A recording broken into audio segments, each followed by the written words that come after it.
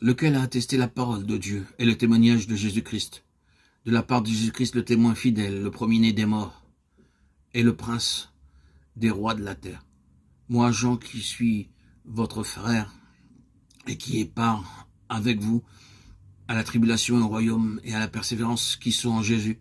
J'ai été dans l'île appelée Patmos à cause de la parole de Dieu et du témoignage de Jésus.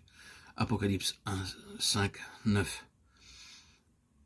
Gardez juste ces passages en tête et jetez un coup d'œil aux 2 chapitres suivants, 2 et 3, et souvenez-vous de nouveau de la septuple répétition d'une clause en conclusion de chaque message aux 7 églises, à celui qui vaincra.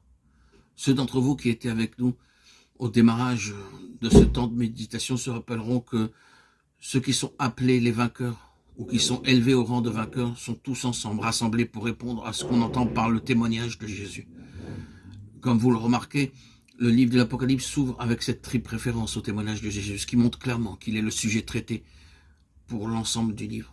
C'est la préface de l'intégralité du livre. Tout sera à propos du témoignage de Jésus. Tout y sera expliqué par le témoignage de Jésus. Et comme nous l'avons dit, le fait qu'aussitôt il est présenté dans la personne de Jésus est significatif. L'étape suivante est de traiter des églises, ou de l'église dans sa globalité, de manière représentative, en relation avec ce témoignage, le témoignage de Jésus. Le Seigneur est toujours en quête jusqu'à la fin de la dispensation. Et ces lettres aux églises conduisent vraiment à la fin de la dispensation. Car je pense qu'il n'y a aucun doute là-dessus. Le message est « Voici, je viens bientôt ». C'est la fin. Apocalypse 22, 7 et 12. Si elle représente la recherche du Seigneur jusqu'à la fin de la dispensation, ces exhortations à vaincre adressées aux croyants dans les églises ou dans l'église signifient que de telles personnes seront celles qui incarneront le témoignage de Jésus d'une manière totale et irréprochable. Si cela est vrai, alors assurément, nous sommes rassemblés aujourd'hui dans ce but en rapport avec cela. Je veux dire que si la poursuite de Dieu d'avoir un vase du témoignage de Jésus continue jusqu'à la fin de la dispensation, alors aussi proches puissions-nous être de la fin, et nous n'y sommes pas encore. Cette quête se poursuit. Le Seigneur cherche toujours à avoir un peuple qui réellement incarne et exprime ce qui est appelé le témoignage de Jésus. Je crois que votre familiarité avec ces mots mêmes, ce langage et cette terminologie n'enlève rien à l'importance et à la gravité du sujet.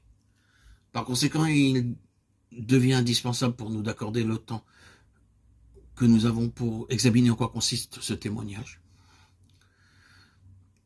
Le témoignage de Jésus, si tel est vraiment ce que Dieu désire obtenir dans un peuple, et que vous pouviez voir à partir des 7 messages aux églises combien le sujet est sérieux pour Dieu, jusqu'où il est disposé à aller dans le but de l'avoir dans les 2 sens. D'un côté dans le jugement de ce qui est contraire au témoignage, de l'autre côté jusqu'où il ira avec ceux qui vaincront. Vous ne pourriez pas, je pense, être en mesure d'aller au-delà de ce qui est dit ici, quant à ce que le Seigneur fera pour de telles personnes. En effet, au final, il les conduit tout droit jusqu'au trône. Il dit, celui qui vaincra, je lui donnerai de s'asseoir avec moi sur mon trône. Apocalypse 3, 21. Il ne vous est pas possible d'aller bien au-delà de cela, n'est-ce pas? Assurément. Il s'agit là du plus élevé, du final et du suprême. Ainsi, combien de choses supplémentaires sont dites ici, qu'il réalisera s'il peut obtenir un peuple comme celui-là, s'il peut avoir un vase selon sa propre pensée pour le témoignage de Jésus. D'un autre côté, quelques-unes des choses les plus terribles sont dites, non pas au monde, mais aux églises, ou de manière représentative à l'église. Les choses les plus effroyables sont exprimées lorsque cela ne correspond pas au témoignage de Jésus. Je dis simplement ceci pour montrer à quel point ce sujet est important pour Dieu, et qu'aussi nombreuses bonnes et louables puissent-elles être au final les choses approximatives, ne sont pas acceptables pour lui. Il n'établira pas le témoignage de Jésus sur une base approximative.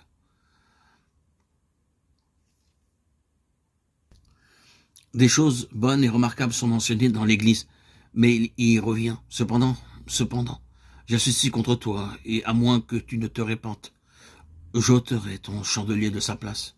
Référez-vous à Apocalypse 2.5.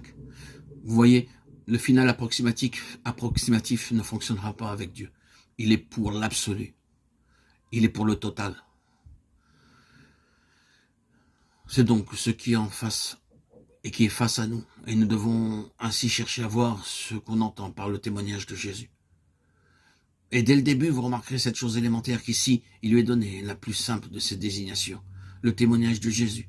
Ce n'est pas du Seigneur Jésus ou d'aucun de ses autres titres, mais simplement du témoignage de Jésus. Il s'agit du titre de son humanité, ici-bas sur cette terre. Par conséquent, c'est tout d'abord le témoignage de la personne qu'était Jésus et de ce qu'il représentait sur cette terre.